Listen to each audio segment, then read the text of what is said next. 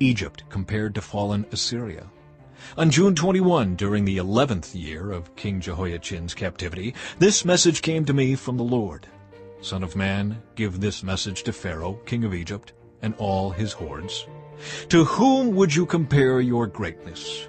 You are like mighty Assyria, which was once like a cedar of Lebanon, with beautiful branches that cast deep forest shade, and with its top high among the clouds.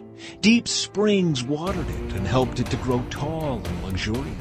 The water flowed around it like a river, streaming to all the trees nearby.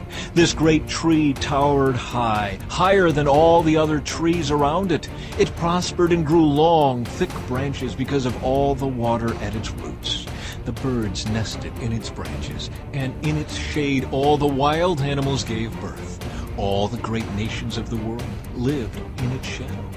It was strong and beautiful, with wide-spreading branches, for its roots went deep into abundant water. No other cedar in the garden of God could rival it. No cypress had branches to equal it. No plane tree had boughs to compare. No tree in the garden of God came close to it in beauty. Because I made this tree so beautiful and gave it such magnificent foliage, it was the envy of all the other trees of Eden, the garden of God. Therefore, this is what the Sovereign Lord says. Because Egypt became proud and arrogant, and because it set itself so high above the others, with its top reaching to the clouds, I will hand it over to a mighty nation that will destroy it as its wickedness deserves. I have already discarded it. A foreign army, the terror of the nations, has cut it down and left it fallen on the ground. Its branches are scattered across the mountains and valleys and ravines of the land. All those who lived in its shadow have gone away and left it lying there. The birds roost on its fallen trunk, and the wild animals lie among its branches. Let the tree of no other nation proudly exult in its own prosperity, though it be higher than the clouds, and it be watered from the depths.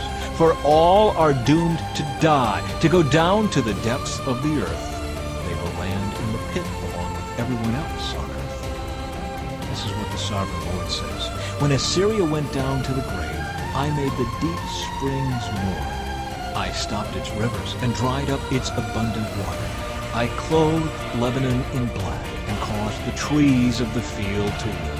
I made the nation shake with fear at the sound of its fall, for I sent it down to the grave with all the others who descend to the pit. And all the other proud trees of Eden, the most beautiful and the best of Lebanon, the ones whose roots went deep into the water, took comfort to find it there with them in the depths of the earth. Its allies, too, were all destroyed and had passed away. They had gone down to the grave, all those nations that had lived in its shade. O Egypt, to which of the trees of Eden will you compare your strength and glory?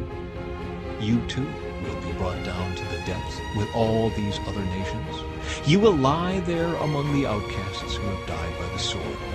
This will be the fate of Pharaoh and all his hordes. I, the Sovereign Lord, have spoken.